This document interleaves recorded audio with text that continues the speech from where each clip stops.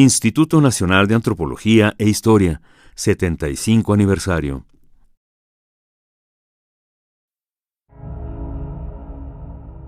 El tiempo deja su rastro también en las instituciones.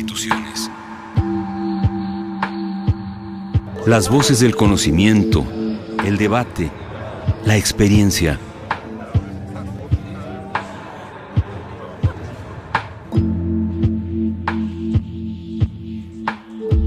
El INA en sus propias palabras. ¿Qué tal, amigos? Muy buenos días. Esto es Radio INA. Yo soy Juan Stack y estaré en la conducción de este espacio durante los próximos 60 minutos. Conaculta y el Instituto Nacional de Antropología e Historia los invitan a acompañarnos en esta emisión, en la que hemos invitado al maestro Luis Barjau para hablar sobre el significado del arribo de los españoles a América. Maestro Barjau, buenos días, bienvenido. Gracias por estar aquí.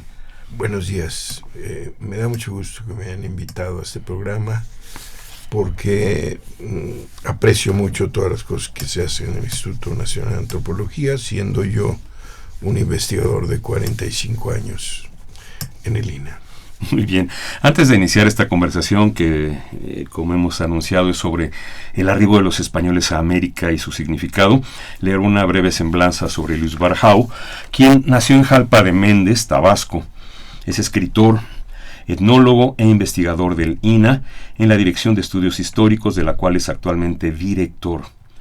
Como etnólogo se formó en la Escuela Nacional de Antropología e Historia.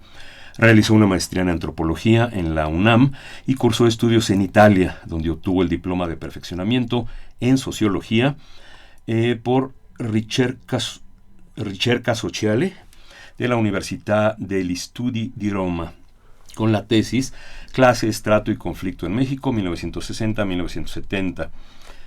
Las inquietudes y los temas de investigación del maestro Luis Barjau han sido diversos y ha publicado libros y artículos científicos y de divulgación sobre aspectos como la identidad, los mitos, el fenómeno de la migración, la etnohistoria, la conquista de México, etc. Hoy queremos destacar de manera especial este último tema de la conquista de México, sobre el cual ha investigado y reflexionado desde hace varios años. La conquista de México y el encuentro del mundo occidental con Mesoamérica. Sobre este tema ha publicado 3 importantes ensayos. Uno de ellos es Hernán Cortés y Quetzalcóatl, del 2007, La conquista de la Malinche, de 2009, y Náufragos españoles en Tierra Maya, reconstrucción del inicio de la invasión más reciente, de 2011. También queremos comentar que paralelamente a su actividad como investigador, el maestro Luis Barjau ha desarrollado un importante trabajo literario y ha publicado las novelas El Ángel de Piedra en 1990, Tequila en 1997 y País de la Serpiente en 2000, además de los poemarios Cuaderno Originario y Tantas veces Enero. Por último, hay que mencionar que recientemente Luis Barjau recibió un reconocimiento por 45 años de trabajo en el Instituto Nacional de Antropología e Historia. Y lo más importante es que está ahorita aquí con nosotros. Muchas gracias.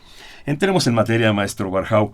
Como hecho histórico, ¿qué distingue al encuentro del mundo occidental con Mesoamérica? ¿Qué es lo que lo hace tan singular a este encuentro? Muchas cosas. El hecho de ser el último encuentro biológico de la historia de la humanidad, masivo e importante.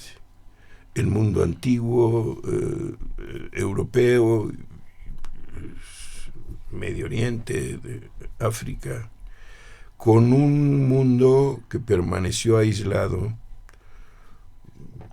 durante 35 mil años, con un desarrollo ya social de hace 10,000 años.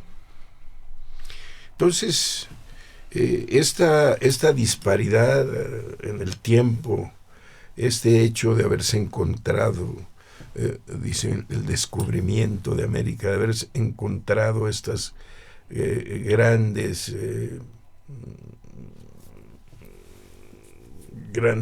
civilizaciones y trabado relación del modo que haya sido, da una singularidad especial al hecho. Y hay un montón de factores también que distinguen este evento histórico. El hecho de la invasión, sin un precedente bélico anterior, sin una relación comercial anterior, sin ningún objeto de disputa entre ambas civilizaciones, la llegada de los españoles, la llegada del mundo occidental a América, significa una invasión completa. Yo trato de evitar palabras edulcoradas como el encuentro de dos culturas, porque decir el encuentro habla de una cosa fortuita, habla de una cosa light, siendo que no, siendo que fue una invasión militar.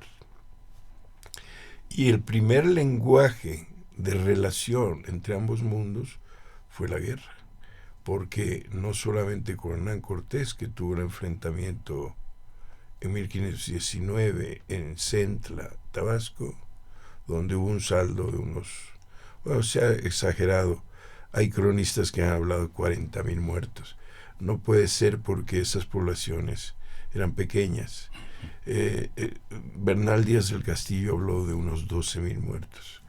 Yo pienso que debe haber hay otras indicaciones, y pienso que de esa batalla hubo un saldo de unos 1,500 muertos. De todos modos, para la época, pues es una masacre, absolutamente. Entonces, por esas razones, yo prefiero no llamarle encuentro, porque el encuentro remite al encuentro amoroso, que aquí no fue el caso. Otros factores de distinción de la llegada de los españoles a América es el poner en paridad dos culturas, dos tradiciones culturales totalmente divorciadas en la historia de la humanidad, y que se trabaron, primero, como dije, a través de la guerra, de la violencia, pero después a través de reajustes de orden cultural, de integración de religiones, de mentalidades a nivel territorial, etc. Y yo pienso que para ambos bandos fue una lección histórica extraordinaria, y creó un laboratorio de análisis para el mundo en general, a muchos niveles, no solamente al nivel cultural o semiótico, también a nivel psicológico y filosófico, vertientes que no hemos explorado con claridad. Esta última. ¿Por qué? Porque en la trabazón de las culturas se crearon, desde luego, nuevas visiones sobre la realidad, tanto del bando español como del bando mesoamericano. Quiere decir que los indígenas, cuando vieron las naves flotantes, que los mayas pensaron que eran pirámides flotantes, otros decían que eran casas, cuando vieron eso, la estupefacción y la sorpresa de los indígenas debe haber sido inmensa, y las reflexiones indígenas de orden religioso y de orden filosófico, que por desgracia desconocemos, también debieron haber sido inmensas.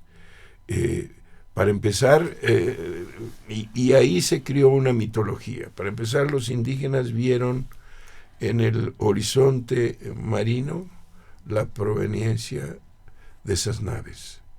Y yo decía, vienen del cielo, porque no había una idea de una orilla del otro lado del mar. Y tampoco había la idea, como sí había en Europa, de un fin del mar con precipicios, dragones y etcétera, que era lo que pensaban los europeos de los siglos XIII al XV. Entonces decían, vienen del cielo, pero vienen del lugar donde se une el horizonte marino con el cielo. Vienen de uno de los lugares de los dioses. Y a partir de eso, esa reflexión inicial indígena se vulgarizó y se mitologizó, al punto de que Fray Diego Durán llegaba a jurar en su gran y extraordinario libro, La Fuente, llegaba a jurar que había estado antes el cristianismo en Mesoamérica, con la figura de Santo Tomás, y empieza el trabajo teológico de los españoles de yuxtaponer o empalmar las deidades cristianas con las deidades mesoamericanas, y entonces esto trajo como resultado la cantinela de que Quetzalcóatl era Santo Tomás. Santo Tomás. Bueno, pero a mí lo que me interesa de toda esta historia es hacer notar que la presencia en el mar de los primeros españoles que llegan no solamente provoca la natural admiración, sino provocó y desencadenó una serie de dudas y especulaciones, yo diría de orden filosófico, que no se han estudiado y que deberíamos de estudiar, porque ahí sigue manteniéndose ese gran evento de la conquista del continente como un laboratorio de análisis, no para México, para el mundo entero. Maestro Warhau, ya mencionó usted a Bernal, a Cortés, a Durán, pero ¿cuáles son los textos y documentos que permiten asomarnos a este periodo de la historia? Bueno, hay una bibliografía enorme. Yo hice un breve resumen con fines de el público interesado en el tema que pueda acercarse de una manera más rápida a la problemática de la llegada de Occidente a Mesoamérica. Y entonces pienso naturalmente en Fray Bartolomé de las Casas, su Historia de las Indias, que hay ediciones múltiples, el Fondo de Cultura Económica en la Biblioteca Americana todavía hay una edición de 1981. Está para el área maya Diego López de Cogolludo con su Historia de Yucatán, que hay una edición muy vieja del siglo XIX de la imprenta de Manuel Aldana Rivas, y que es de 1868.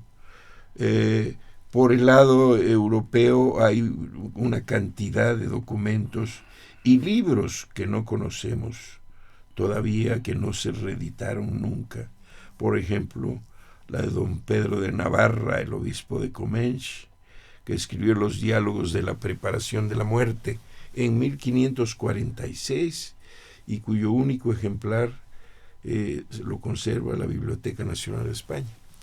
Este obispo de Comenge hizo una tertulia con Hernán Cortés cuando Cortés regresó a Madrid, y Cortés procuró juntarse con la gente más culta de España de la época, que eran naturalmente los religiosos. Y entonces en su casa tenía, no sé con qué frecuencia, pero tenía una tertulia donde se reunía con estos personajes, entre esto este obispo de Comenge, que tuvo la fortuna de escribir sobre algunos de los temas que trataron ahí en esas pláticas con Hernán Cortés. Y naturalmente en esas conversaciones el tema central era la experiencia de Hernán Cortés en México. A partir de eso se hacían las preguntas filosóficas, preguntas teológicas sobre la muerte y qué significaba la muerte para los indígenas y cómo vio Cortés el mundo indígena. Entonces, un libro extraordinariamente importante. Otro también de gran importancia es el de Francisco Vitoria, es el el Relectio de Indis, ¿verdad? La Carta Magna de los Indios. Está en la librería Diván de 1502, la primera edición. Desde luego el Diario de Colón, que compuso su hijo Fernando. Y para el lado, digamos, de los grupos sin ciudades, estado, como es el caso de Mesoamérica, sino más allá en las islas y en más bien en este caso de esta bibliografía que voy a dar del Amazonas de Sudamérica, está Gaspar de Carvajal, con su relación del nuevo descubrimiento del famoso Río Grande de las Amazonas, que publicó en 1955 el Fondo de Cultura Económica. Este libro es igual que el de Álvar Núñez Cabeza de Vaca, cuya gesta ocurrió en 1547, me parece, si es que no me equivoco, en su viaje a la Florida, su descubrimiento de la Florida. Un viaje extraordinariamente importante porque naufragaron, quedaron sujetos de los grupos indígenas de esa zona del sur este de Estados Unidos, donde había una cantidad enorme de etnias, como unas casi 39 etnias distintas ahí. Y entonces la gente, este fue un viaje comandado por Pánfilo de Narváez, pero a un cierto punto se separaron y el pequeño grupo de Álvar Núñez Cabeza de Vaca naufragó ahí con los indios, fueron tomados por los indios, dominados por los indios, no se puede decir esclavizados por los indios, porque la esclavitud es una figura distinta, clásica como Egipto y Grecia. Es una dominación de otro orden, pero eran como criados de los grupos indígenas, ¿no? Y quedaron prácticamente como Dios los trajo al mundo, desnudos, tapados con hojas, y vivieron años de años ahí con los grupos indígenas, situación que los obligó a hacer observaciones sobre las costumbres de los indios. Por lo tanto, de los indios de esa zona, por lo tanto, es una labor preetnológica de una importancia enorme, toda proporción guardada, parecida a la de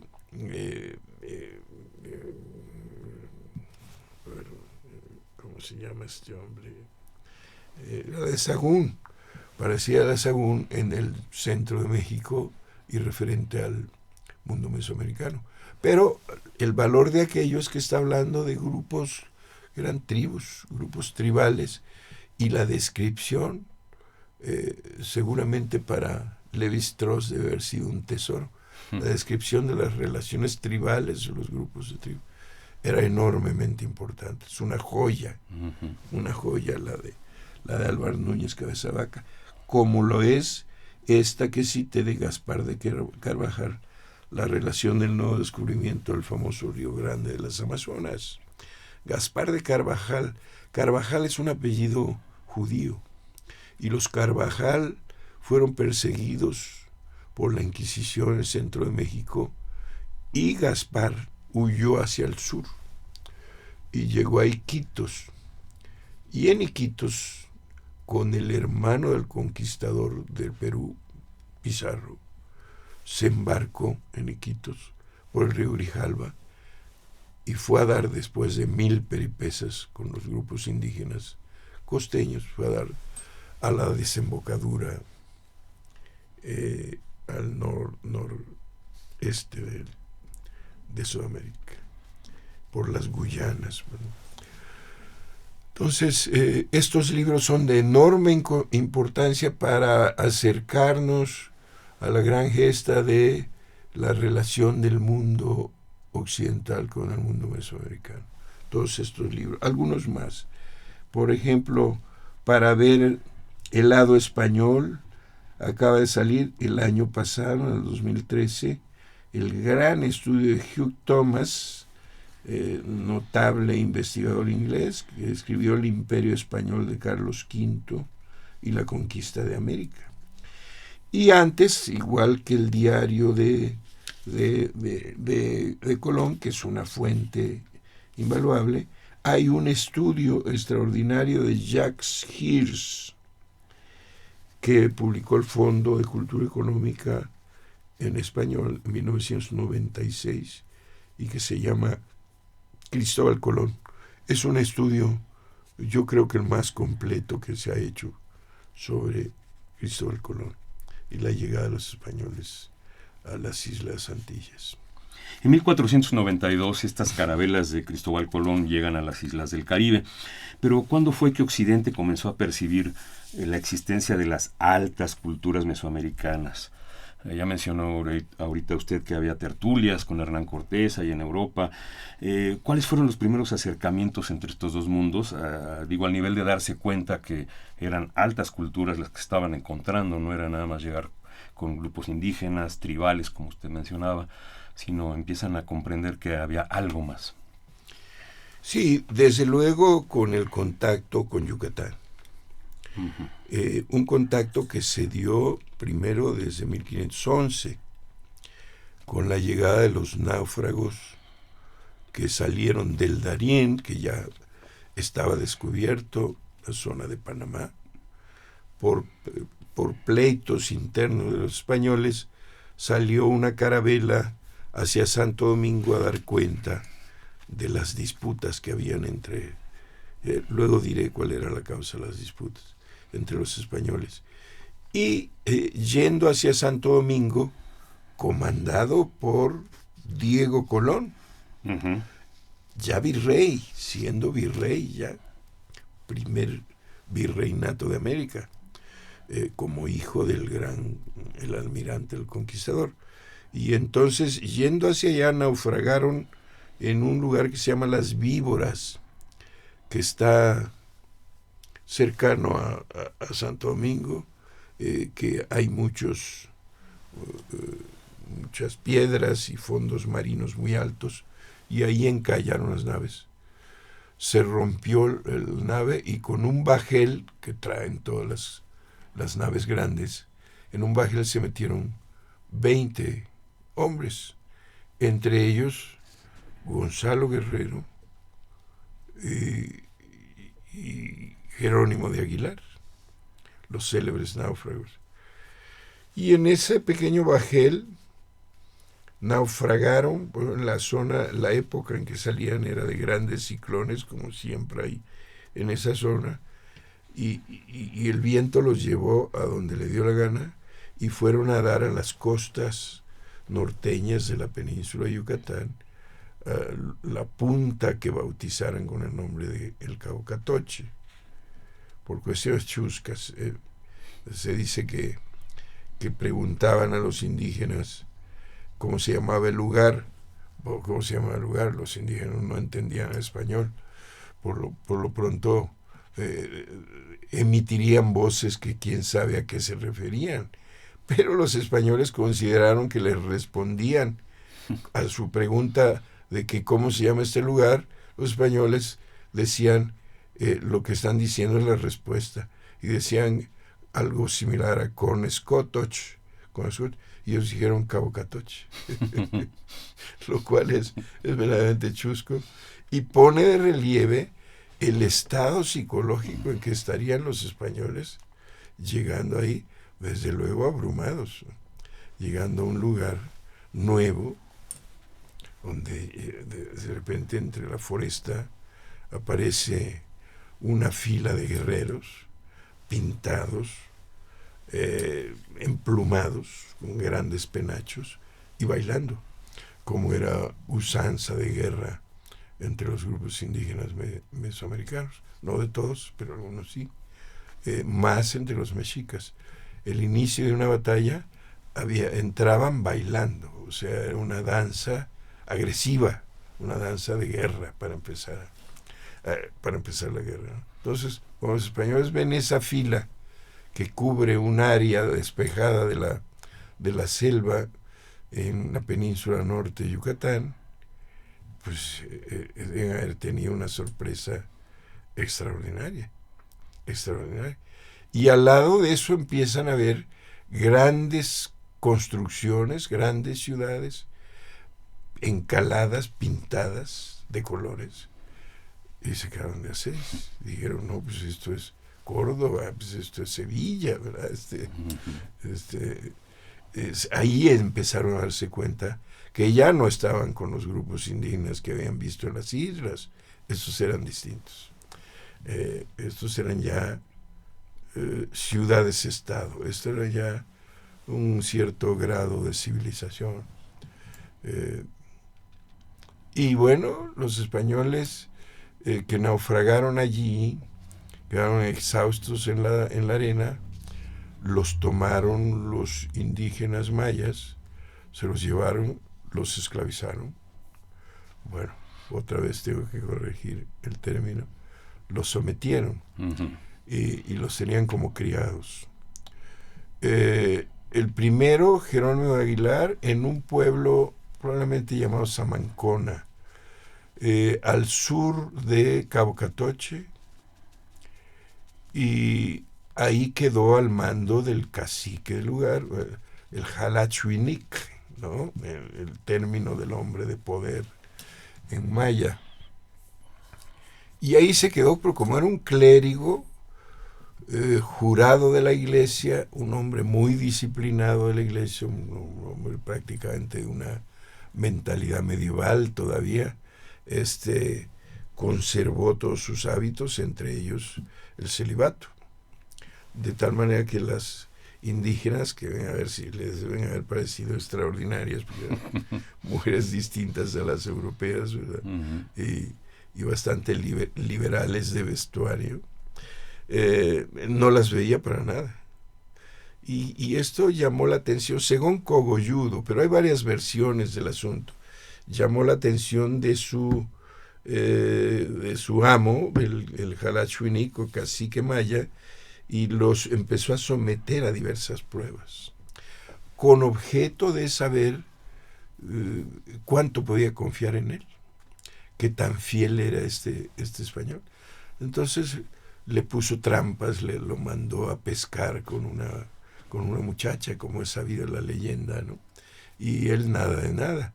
La muchacha desde la hamaca lo citaba de amores, y él, por supuesto que no, hizo su fogata y ahí se quedó en la playa.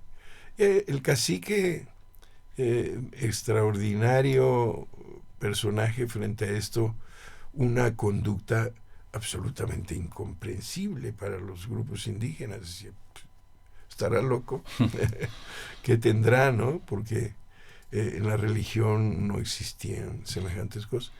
Había ayunos y había abstinencia sexual periódica entre las religiones indígenas, pero no esta cuestión del celibato de este clérigo Jerónimo de Aguilar. Y lo puso a prueba, diferentes pruebas, y lo usó en guerra, como estratega de guerra, que naturalmente como español conocía otras formas de organización. Los grupos indígenas peleaban en un pelotón. Les enseñó que era conveniente hacer diversos grupos y entrar en la retaguardia. Cosas elementales de la milicia española que los indígenas no manejaban, porque ellos tenían otra idea de la guerra. Y esto le hizo ganar prestigio ahí, pero sobre todo le garantizó su supervivencia con los grupos mayas. Y se quedó 8 años. 8 años en que aprendió el maya perfectamente bien. Aprendió el maya yucateco, que es un idioma distinto, por ejemplo, al maya chontal que hablaba la Malinche, pero que son lenguas comprensibles hasta un cierto grado entre sí, como sería, ¿qué? Para nosotros, como sería el gallego con el español. o el catalán con el español, o el portugués con el español. Menos, yo diría como el gallego con el español, las diferencias dialectales y lingüísticas.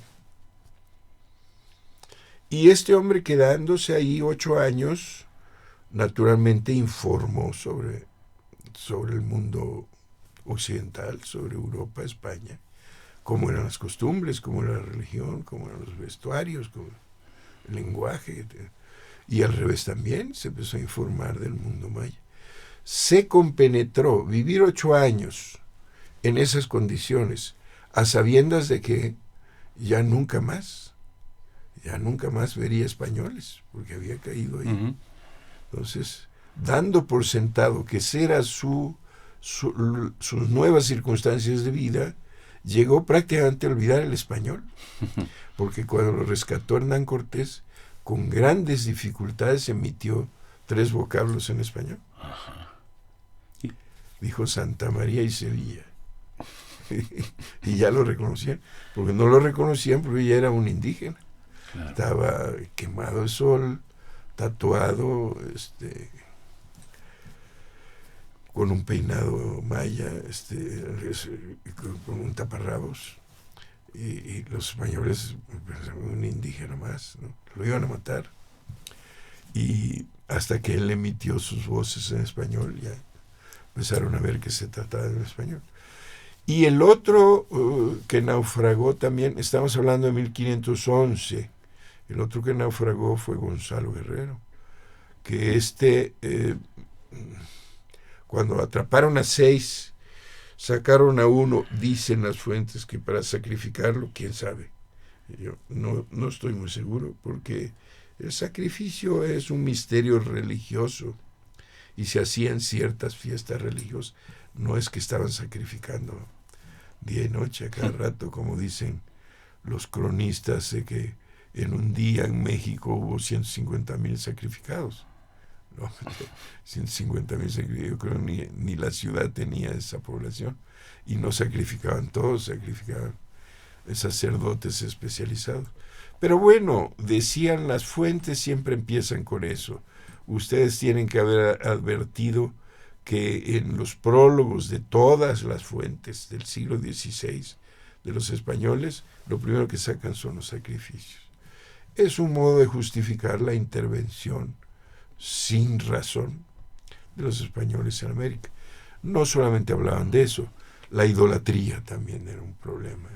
La idolatría, la homosexualidad, una serie de elementos reprobables por la mentalidad europea, era lo primero que escribían los cronistas en sus libros para justificar la intervención.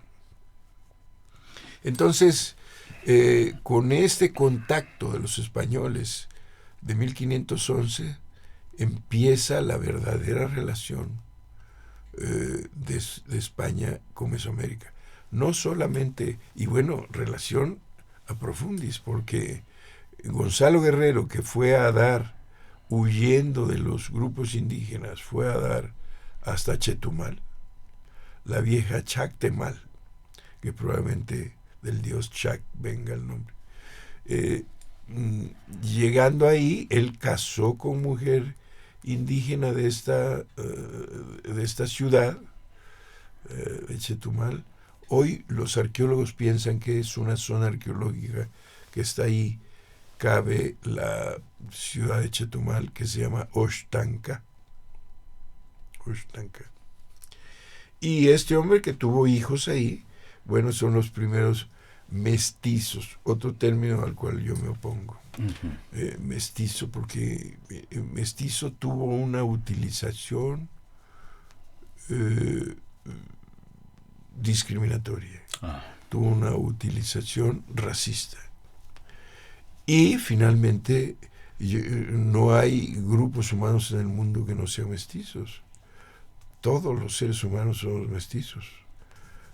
No hay razas puras, no hay razas en el hombre. Entonces, este uso del mestizaje, pero bueno, es una convención, y entonces se dice que Gonzalo Guerrero es el padre del mestizaje de México, porque fue el primero que tuvo hijos con una mujer indígena de Yucatán. Y entonces este es el primer contacto. La diferencia entre estos dos personajes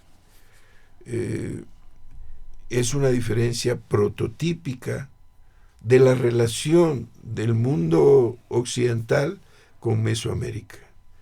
Una es la de Jerónimo de Aguilar, que cuando lo rescató Hernán Cortés se integró a la fila de los conquistadores, y la otra es la de Gonzalo Guerrero, que se subsumió en la cultura indígena, aprendió el maya, tuvo hijos, se horadó, se tatuó, se peinó como un guerrero y se integró al mundo. Entonces, la relación de Occidente con Mesoamérica tiene estas dos posibilidades.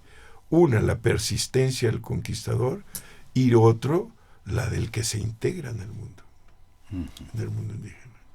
Bien, amigos, les recordamos que estamos aquí en Radio INA, transmitiendo desde la Colonia Roma de la Ciudad de México a todo el planeta a través de la Internet, y que estamos platicando con el maestro Luis Barjau acerca del significado del arribo de los españoles a América. Maestro Luis Barjau, ¿qué distinguió a la expedición de Hernán Cortés de las anteriores? Bueno, siendo el gobernador de Cuba Diego de Velázquez de Cuéllar,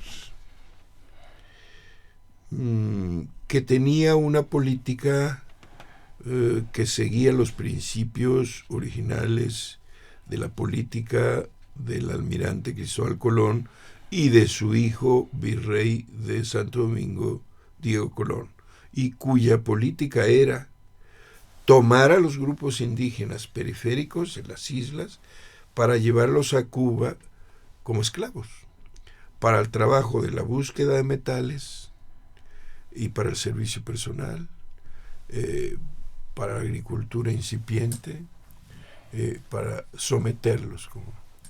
Esta era la idea original de Hernán Cortés, de Hernán Cortés, de Cristóbal Colón. Una idea contrapuesta a las ideas de la reina Isabel, de los reyes católicos. Porque los reyes católicos decían, no podemos esclavizar a los cristianos, porque un cristiano no puede ser esclavo. Podemos esclavizar a los enemigos tomados en guerra. En 1592, que sacó la corona española a los moros y a los judíos de España, hay antecedentes en otras partes de Europa de esa expulsión, pero en 1592, al tiempo que, curiosa paradoja, al tiempo que Colón llega a Guanahani, al mismo tiempo el rey español expulsa a los moros y a los judíos. Y los que no se quieren convertir, porque hay la opción de la conversión al cristianismo, que ocurrió masivamente. Del lado de los judíos se hicieron conversos al cristianismo alrededor de 100,000 judíos. Otros se fueron, la diáspora. Entonces, aquellos que no consentían convertirse al cristianismo, los podían esclavizar. Eso sí los podían esclavizar. Pero los otros no. Los conversos al cristianismo no, porque ya eran cristianos. Y decía, un cristiano no puede ser esclavo. De la misma manera, cuando vino Cristóbal Colón al continente, su idea fundamental fue esclavizar para la búsqueda del oro. Ese era el objetivo fundamental de la conquista, ¿no? La búsqueda del oro. Bueno, no solamente había otros motivos, pero digamos, en la práctica había que buscar el oro que había en las islas. Entonces, para esos trabajos durísimos y para la ubicación de los lugares, porque los indígenas conocían el metal, usaban a los indígenas. Entonces mandaban expediciones a las islas, mandaron esta expedición al Darién en Panamá para agarrar indígenas y llevarlos a Cuba como esclavos. Todavía el primer viaje que hubo de Cuba, promovido por el gobernador Diego Velázquez de Cuéllar, hacia Mesoamérica, que fue en 1517 por Francisco Hernández de Córdoba, todavía traía esa intención de tomar indígenas para el trabajo esclavizado en Cuba. Pero vieron que eran otros indígenas, vieron que no eran grupos tribales nada más que andaban ahí en la casa de recolección, sino que había un orden social, había ciudades, y había una religión, un culto. Ya no tomaron esclavos para llevarlos allá. Tomaron rehenes, por ejemplo, el Julianillo, que le llamaron los españoles, y otro más. Pero no tomaron masivamente. Pero de las otras islas sí. Y hubo embarcos que mandó Diego Velázquez en acuerdo con Diego Colón, embarcos de esclavos indios a Europa. Y llevaron 500 esclavos a Europa. Muchos morían en el viaje, es natural, ¿no? Cambio de clima, prácticamente semidesnudos los indígenas de esa zona caliente, tierra caliente, y los llevaron, y la reina Isabel dijo, de ninguna manera, prohibido, no se debe esclavizar. Todavía Hernán Cortés, en la batalla que tuvo después de la Noche Triste en Puebla, en un lugar de Puebla, a los indígenas que sometió los esclavizó y les ponía en la frente un hierro caliente con una G, que era esclavo de guerra. Pero fueron pocos. Pero ya no hubo la esclavitud de indígenas, ¿no? Por lo menos esa forma de esclavitud. Y entonces el primer contacto fue de 1517 de Francisco Hernández de Córdoba, que llegó a Cabo Catoche, y de ahí bajó hacia la izquierda por el Golfo de México, llegó hasta cerca de Veracruz, y de ahí se regresó a Cuba. Al año siguiente, con las maravillas que contó, y recordemos que Francisco Hernández de Córdoba tuvo una escaramuza bastante considerable en Champotón, o Potonchán, que le llamaban, donde hubo una pérdida como de 60 muertos españoles. Pero todas las maravillas que contó del orden social de los mayas, de que existían ciudades, pintados los edificios, de que había un orden social, de que existía una religión con un cuerpo burocrático interno, de sacerdotes de diversos grados. Todas estas maravillas que contó en Cuba Francisco Hernández de Córdoba empujó al gobernador a enviar al año siguiente, en 1518, a Juan de Grijalva. Juan de Grijalva, que fue a dar a la isla de Cozumel. En la isla de Cozumel encontraron una pequeña ciudad también, pirámides, y encontraron al pie de la pirámide el árbol sagrado de los mayas esculpido en piedra, que es como una cruz, efectivamente. Y los españoles dijeron, esto es una cruz, aquí vinieron ya vinieron a evangelizar antes que nosotros, los cristianos. Esto es una cruz. ¿Por qué decían eso? Bueno, el parecido de la forma, la desesperación extraordinaria de los españoles de no encontrar ningún elemento familiar. Todo era distinto, absolutamente diferente. Era una civilización, sí, pero nunca vista por nadie de ellos, jamás vista, ¿no? Con costumbres diferentes, bailaban, no sabían a qué horas bailaban, ¿no? Había sacrificios en las ceremonias religiosas, un mundo impensado por los españoles. Todo el tiempo nos ha mencionado la parte maya, digamos, la parte del este de la República Mexicana, Mesoamérica en ese entonces. Pero ¿qué se puede saber del momento político, de organización social y religiosa que se vivía en Mesoamérica, en particular en Tenochtitlan, en el momento de la conquista? Bueno, la religión, yo acabo de terminar un libro que espero que salga este mismo año, que se llama Antecedentes de la Conquista de México. Y encontré que uno de los antecedentes de la Conquista de México eran las formas religiosas y su trabazón, es decir, el cristianismo con las religiones locales, ¿no? Y encontré una diferencia fundamental. Uno, la religión católica es una religión proselitista, es decir, impositiva. Tú que eres diferente tienes que volverte cristiano. Si no te vuelves cristiano te me vas o te mato, como fue el caso de la expulsión de moros y judíos en España. No estoy inventando nada. Y entonces esa condición de la religión cristiana proselitista, agresiva, impositiva, con la espada, nada de que aquí te vuelves cristiano porque te vuelves cristiano. Esa fue, al trabarse con las religiones indígenas,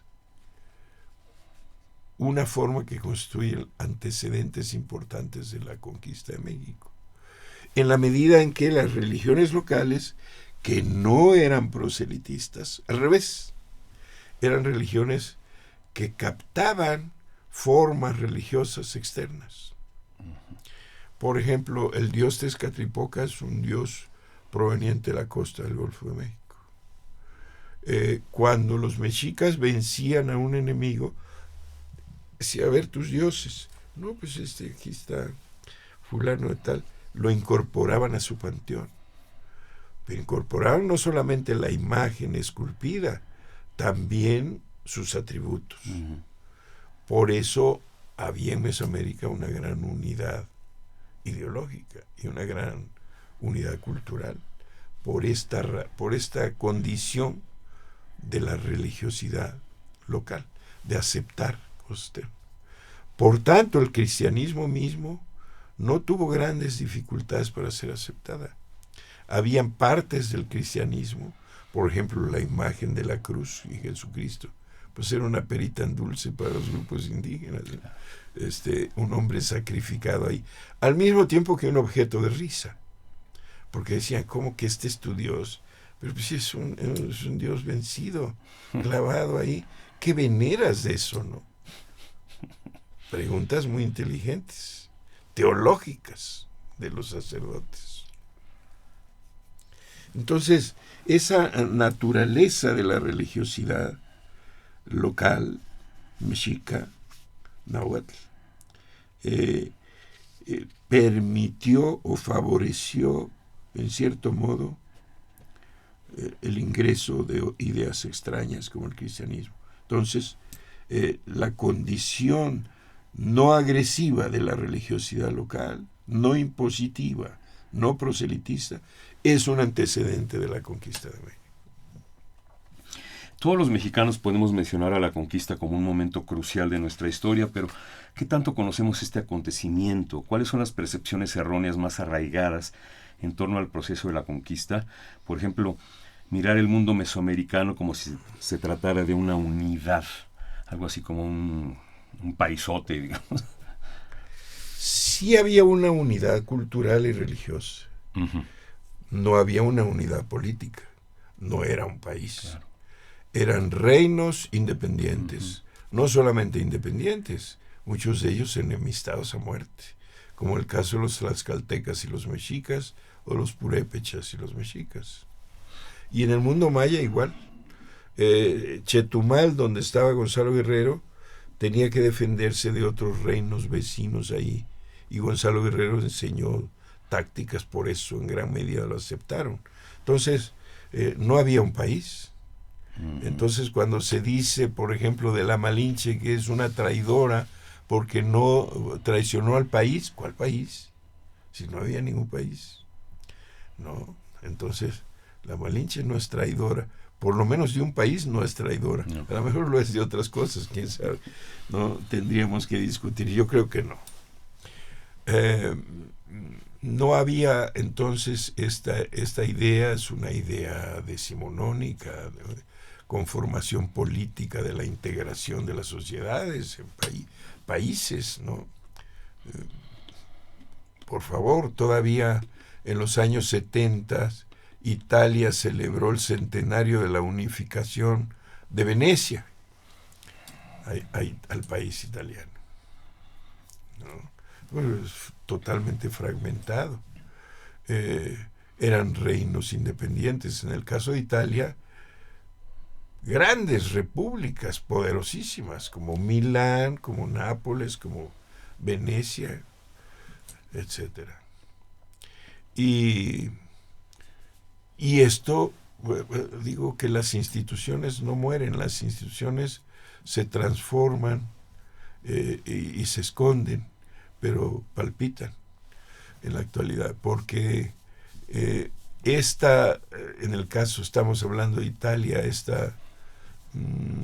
este mosaico de repúblicas muy poderosas, Italia, Florencia, Dios mío, este mosaico todavía hace que hoy el país esté configurado por grandes ciudades muy importantes, que tuvieron, por ejemplo, Génova jugó un papel en el comercio y en la banca de enorme importancia con Sevilla, al punto que el viaje de Colón en buena medida estuvo financiado por banqueros de origen genovés instalados en el sur de España.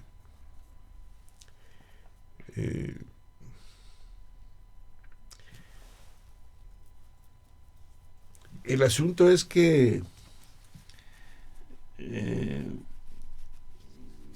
la configuración entonces de Mesoamérica con reinos independientes y algunos enemistados favoreció la conquista de México. ¿En qué sentido? En el sentido de que había el humus fecondo, como dicen los italianos, la tierra fértil, para crear alianzas con los españoles. Era natural. Claro. Sí. Además, hay que decir varias cosas al respecto. Una, que el sometimiento de los mexicas hacia otros pueblos era un sometimiento unilateral, extremadamente cruel y duro. Yo me hago la siguiente reflexión. El mantenimiento de filas de esclavos, la esclavitud, por lo menos el amo tiene que darle algo de comer a los esclavos, tiene que darle algo donde dormir, algo de ropa. Hay cierta inversión o retribución. En el caso de los mexicas, no. El caso de los mexicas era someter militarmente y no había ninguna reciprocidad. O sea, los mexicas no le daban absolutamente nada a sus sometidos. Por lo tanto, estos sometidos son el caldo de cultivo más importante para buscar una alianza con alguien que luche contra los mexicas, sea quien sea. Y si eran españoles, pues les da igual. Ellos no sabían, no. Si hubieran sido los tlaxcaltecas tan poderosos, se hubieran unido con los tlaxcaltecas también, ¿por qué no? Claro. Maestro Luis Barjau, nos queda muy poco tiempo y no quisiera terminar sin preguntarle, a nivel, digamos, ya global, ¿en qué considera que cambió el mundo, el planeta Tierra, digamos, a partir de la conquista europea de los territorios americanos? Para empezar, se configuró la hegemonía española, que ya venía, cierto, con Carlos V, pero las fortunas que fluyeron de México de apoyo a Carlos V consolidó su hegemonía en toda Europa. Y entonces, este es el momento brillante de España. Este es el momento en que España domina una buena parte de Europa. Es el momento en que España juega un papel como el que hoy juega los Estados Unidos en el mundo. Entonces, esto en alta medida es producto del descubrimiento de América. Amén de las mercancías que encontraron. Bueno, los metales, el azúcar en cantidades industriales, porque el propio Hernán Cortés trajo la caña de azúcar que se originó en Egipto, la trajo a México y la sembró en Coyoacán. Y se dio en Coyoacán. Muy raquítica. Muy raquítica. Pero de ahí se la llevó a Morelos y a los Tuxtlas en Veracruz. Y ahí prendió como un incendio la caña y vinieron los grandes ingenios, que fue una producción de azúcar extraordinaria que iba toda para Europa, donde antes tomaban miel de abejas y nada más. Entonces empiezan los grandes negocios, los grandísimos negocios con América. Entonces esto tiene un impacto sobre la cultura universal invaluable, inmenso. En esa medida es importante, entre otras muchas razones, ¿no? El idioma español a nivel, digamos, más lejano, en términos de la apreciación del impacto que tuvo el descubrimiento de América, el idioma español se vio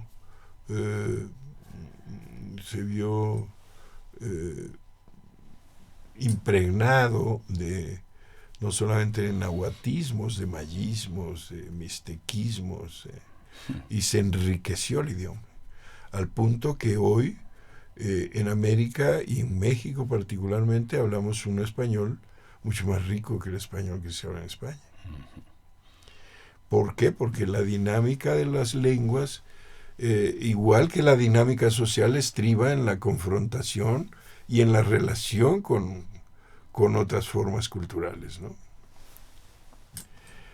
Entonces el idioma español se benefició mucho, ya dijimos, la economía brutalmente, en cambio, el haber dado, ha contribuido en alta medida a la hegemonía española en el siglo XVI. Gran parte de la conquista fue la causa. La gastronomía es algo amplísimo. Fíjese que, como se podrá dar cuenta, no hemos podido abarcar ni la mitad de los temas que tenemos propuestos para esta conversación y vamos a comprometerlo aquí públicamente a que acepte una invitación para otra ocasión, seguir hablando sobre estos temas como la Malinche, el mismo Gonzalo Guerrero, que ya lo mencionó, a Hernán Cortés y todo el proceso de la guerra de conquista. Por lo pronto, y en este momento de la charla, ¿cómo quisiera despedirse? Bueno, me gustaría despedirme recomendando que volvamos a leer, voy a usar el título de Bernal Díaz del Castillo, La verdadera historia de la conquista de México. Uh-huh. Es decir, apartar una serie de mitos que se forjaron. Por ejemplo, fue muy popular a raíz del siglo XVI y hasta hoy pervive la idea, no solamente a nivel popular, entre los historiadores de México, por favor, grandes historiadores de México, la idea de que los indígenas confundieron a los españoles con dioses. Eso no es cierto. Eso no es verdad. Es verdad en una pequeña proporción, pero no, eso no es verdad. Sí es cierto que dijeron, vienen del lugar de los dioses, sí, pero ya que los vieron y los tocaron y los mataron y degollaron sus caballos, vieron que no eran dioses. Y además el término que le daban, los teules, que viene del maya Teotl, que es Dios, que muchos dicen, Teotl y Teo en griego son parecidos, a lo mejor viene, no, nada que ver, nada que ver. El dios Teotl, el término Teotl en Mesoamérica no se refería exclusivamente a Dios, no se refería exclusivamente a Dios. Teo también era un principal. Teo también era una figura destacada. A la Malinche le dieron atributos divinos, ¿no? ¿Por qué? Porque era una persona principal, una persona extraordinaria. Y de la misma manera le dijeron los teules a Hernán Cortés y a los españoles, pero no lo estaban llamando dioses en ese momento, no. Estaban llamando gente especial, es todo. Muy bien. Entonces, volver a ver la verdadera historia de la conquista, tomar en consideración, examinar las cosas que la historia oficial ha difundido y que hasta la fecha los historiadores defienden. Ese es el principio para llegar a entender qué pasó exactamente, o aproximarnos más a la verdad del momento del encuentro, del contacto de los españoles con los mexicanos en el siglo XVI. Muy bien, pues esta historia continuará, maestro Luis Barajau. Muchas gracias por esta conversación, y no es un adiós, sino un hasta luego, para continuar esta conversación en otra ocasión, para ampliar mucho más este tema que nos ha traído una visión muy diferente, como usted ha dicho, de la que tienen otros historiadores sobre el fenómeno del encontronazo, conquista, invasión de América. Muchas gracias. Muchas gracias a ustedes por escuchar. Muy bien, pues de esta manera, en nombre de Radio INA, damos por terminada esta conversación en la que ha invitado a Luis Barajau, que nos ha hablado una parte sobre el significado del arribo de los españoles a América. Gracias también a los radioescuchas que han estado al pendiente de nuestros materiales. Gracias a Pedro Francisco Sánchez Nava, a Luis Alberto López Guario por su apoyo para la coordinación de estas entrevistas. En la producción estuvieron Gabriela Marentes y Evanibaldo Morales. En la realización, Yuridia Contreras, también con la investigación y el guión, el cuestionario. En la realización, en la operación técnica, Javier Cortés, con el apoyo de Lauro Gaspar. Yo soy Juan Stack. Gracias, hasta la próxima. Buenas tardes.